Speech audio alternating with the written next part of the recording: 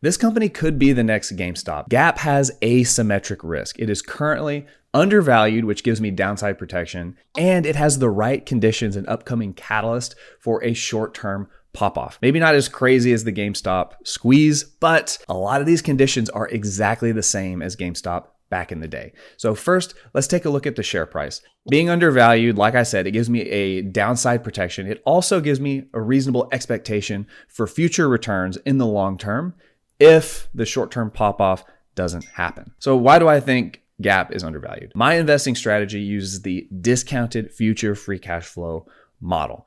I like to use the free cash flow because free cash flow is the chunk of money that is returned to shareholders. The free cash flow is what gets used to pay dividends, to do stock buybacks, pay back debt, acquisitions and mergers to grow the company, or organic growth through expanding its locations, etc. Free cash flow is what comes into my hand as an investor, either directly through the dividend or through increasing the share price, which in turn will hopefully increase future free cash flow. So how do I project the future free cash flow? This has two primary components. First, I project the future revenue, and then I project the future profitability. That's the free cash flow margin, the percentage of revenue that the company is able to create free cash flow. And I primarily rely on analyst expectations for these projections. So first of all, since I invest with Charles Schwab, I have access to many detailed analyst reports. This one right here is from Morningstar. They rate Gap as a 3-star. They just dropped it down from 4-star because Gap share price has started to go up as this story is kind of getting more popular and gaining some steam. So Morningstar gives it 3-star. Schwab Equity gives it a B rating, which is a buy. CFRA gives it 4 stars out of 5 and a buy rating. LSEG gives it an 8 out of 10, which is also a buy rating. And finally, Argus gives a 12-month buy rating and a 5-year buy rating. So short-term undervalued and long-term undervalued. In order to get future revenue projections, I'll take Morningstar as an example. They have a nice table. If I scroll down here to the bottom, I can see a lot of their projections in terms of revenue and profitability. So right here, revenue growth percentage. So over the previous 3 years, they have on average lost revenue at a rate of 3.3%. But going forward, since they have a turnaround story going on, Morningstar is projecting 1.5% revenue growth on average over the next 5 years. And then in terms of profitability, they even give a free cash flow to the firm margin percentage. They are expecting 5.7% average over the next 5 years. And these metrics are echoed in these other analyst reports, anywhere from 1% per year up to 2% per year on average. Now, I don't just use these reports. I also like to use stockanalysis.com on their forecast tab. This website will compile, in this case, 21 different analysts for 2026, 21 for 2027, 11 for 2028, and so on here. Only 2 analysts for 2029 and 2030. But this gives me a broader view of what the analyst consensus is for revenue growth. So I will also copy and paste this data into my spreadsheet where I calculate the intrinsic value of Gap using the discounted free cash flow model. And I can see that right here. So here, I'm calculating the free cash flow margin about 5.7%. We've got on average a 2.69% margin, and I'm adding 3 to that. And then I'm using 1.5% revenue growth going forward. I want an 8.14% return every single year. And based on those metrics, I'm seeing my projection. This is using the Morningstar 1.5% growth percentage. I'm seeing a fair share price today of $26. And currently, Gap's share price is $23.40. So that gives me an 11% upside on top of my desired 8.14% return per year. And then I can also see the spread of analyst projections. The highest analysts give me a 45% upside, a fair share price of 34.13.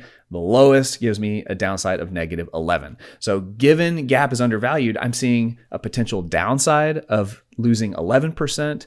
I'm seeing a potential upside of gaining 45% on top of this return of 8.14. Whereas the average situation seems to be most likely gaining 12% premium on top of my desired return. This is why I think that Gap is undervalued, but this isn't the only thing that's in my investment thesis for Gap right now. They also have a lot of short-term catalysts coming up that could provide a lot of short-term returns to capitalize on. The first major similarity is GameStop and Gap are both beat down retail companies. For GameStop, prior to 2020, when they had their short-term squeeze, we can see that right here. If I go to, that's Gap. If I go to GameStop right here, GameStop had been dwindling down. They had their previous high was $13.76, and they were dwindling down. As many people thought GameStop would get eaten up by online retailers and Amazon, that they were dying. They were not going to be coming back. And it's similar with Gap.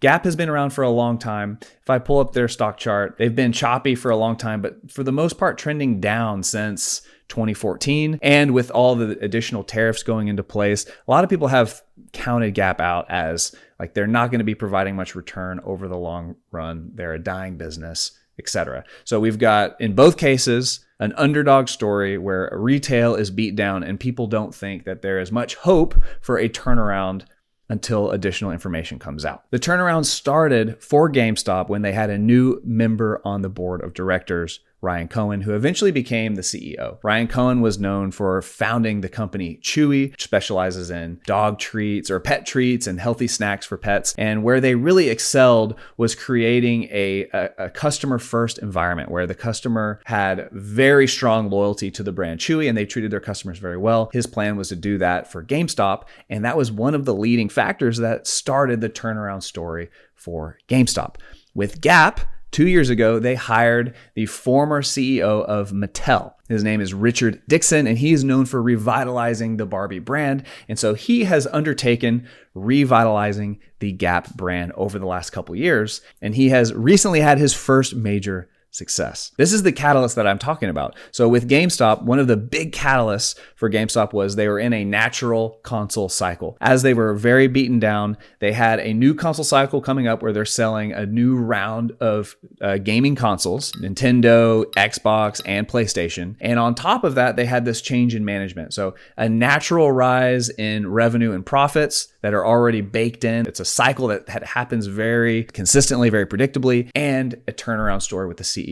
So the rising revenues and rising profits combined with that turnaround story catapulted, or was one of the factors that catapulted GameStop's share price. And with Gap, we have a hugely successful marketing campaign. 2 months ago, they had a campaign with Cat's Eye. It's a music group that went incredibly viral. And we see a similar case recently with American Eagle, where they had their Sydney Sweeney campaign go incredibly viral. And then the following earnings report for American Eagle saw their share price shoot up 40%.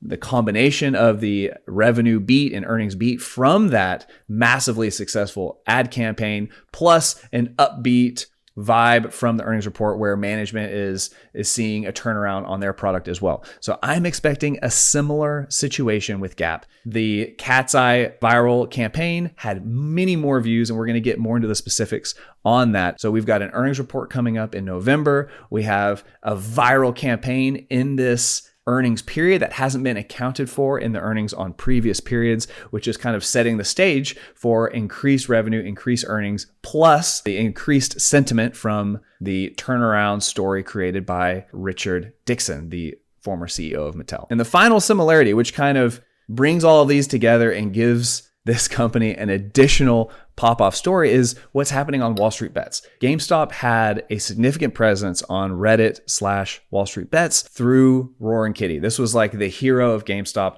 Roaring Kitty was one of the first major investors that went public on Reddit r/Wall Street Bets, showing that he was putting lots of money investing into GameStop. And so people were able to rally around that as the story became more and more successful. He was continually posting updates on his position, showing how much money he was making, and that caused a lot of people to want to get in and just pile into investing in GameStop. And we're seeing a similar story happen with Wall Street Bets. A user called Paperhand the Dip has made a massive investment into Gap, over $2.5 million at this point. And as Gap has started to go up in value, that post is getting a lot more attention. And there's beginning to be lots and lots of due diligence posts on Reddit, where people are posting their research, posting how much they're investing. And so this, I think, has the chance to build a bunch of steam going into this earnings report. And if we see a lot of people buying options and buying shares, it could create a similar squeeze type scenario that we saw with GameStop. But in this video, I want to focus mainly on the most concrete catalyst. How much is this marketing campaign going to affect Gap, and how does it compare with American Eagle? Because we have a nice situation here. We have a very concrete example to compare this situation to, and we can kind of get an idea for the amount of sales that we could see increase and the amount of stock price increase. So first of all, I want to go to a really great post on Reddit, Wall Street Bets. The title of the post is Gapping Up. This was posted by Reddit username 71, and he did a really good job of breaking down the situation, giving a whole bunch of numbers, screenshots of how viral these ads have gone. Before I get into the specifics of the Gap ad campaign, I want to address some concerns. So first of all, American Eagle is much smaller than Gap. So if I go to American Eagle's revenue, they revenue over the last 12 months, $5.26 billion, while Gap over the last 12 months, about $15 billion. So Gap is roughly 3 times the size of American Eagle. So it's going to take a significantly more viral marketing campaign to see the same results as American Eagle. So I just want to show just very quickly the Sydney Sweeney ad for American Eagle on YouTube. This is on American Eagle's channel, has 9.6 million views. And we saw, because of that ad and the resulting sales associated with that ad, we saw American Eagle's stock price. If I go to year to date, right here is when they released their earnings report. So they were $13.50. After that earnings report, they jumped up to $18.79. So that was a major increase. And a lot of that is attributed directly to that ad campaign. So we saw about a 40% increase in share price that resulted from the increased sentiment and the increased sales from that ad. And if I compare that to Gap's Cat's Eye ad, this is on the Gap channel right here, 44 million views. Gap has over 4 times the views just on the initial YouTube ad. And as I go more into this due diligence, we're going to see that there's been lots and lots of engagement with people on their TikTok, making YouTube shorts, basically piggybacking off of this viral Cat's Eye Gap ad that has created way more engagement than with the American Eagle. So let's go back to this post. This is Gap's TikTok. Normally, according to this user, Gap's TikTok views range anywhere from 10 to 100,000 views. But after this Sydney Sweeney, we have just insane engagement. So this one, 9.6 million views, 11 million, 113 million views, 4 million views, 12 million views. There's way more engagement based off of this particular set of ads. We also saw endless video remakes tagging Gap and Cat's Eye hitting insane numbers. We got 1.4 million, 1.7, 1 million, 6 million. The CEO estimated that they had over 8 billion impressions, and that was when they had their latest earnings report, their quarterly earnings report. Now, none of the sales numbers were reflected on that earnings report, but when they made the reporting, this marketing campaign was in its early stages. So it likely got more than that going forward. Also, this poster here, this is the market research from Paper Hands the Dip. So he initially put $900,000 into Gap, a mixture of 23 call options and 25 strike price call options. He updated his position later to include shares for a price of over $2.5 million. So he added 1.5 and then some of them appreciated in value. So currently he has over $2.5 million in Gap shares and call options. So anyway, during his market research, he looked into the search volume. We had massive spikes in search volume for Gap. Gap order, Gap Cat's Eye, Gap buy, interest order over time. Let's see. And then similarly for American Eagle, big spikes for the Sydney Sweeney ad. So lots of overlap. Another similarity between Gap and American Eagle, both had PE ratios around 10 before the earnings report comes out that reflects their viral marketing campaigns. So currently, American Eagle, their PE ratio is up to 15. We could see a similar spike in PE ratio for Gap, which would mean roughly a 50% increase in share price. Going back to the due diligence report, he does a little bit of valuation and price target calculations for Gap and uses American Eagle as a benchmark. So he's using two numbers to estimate these price targets. He's looking at the projected earnings per share and he's looking at the price to earnings ratio. So he thinks that because of the viral ad, the earnings per share will jump up a bit for Gap and they'll be upgraded in terms of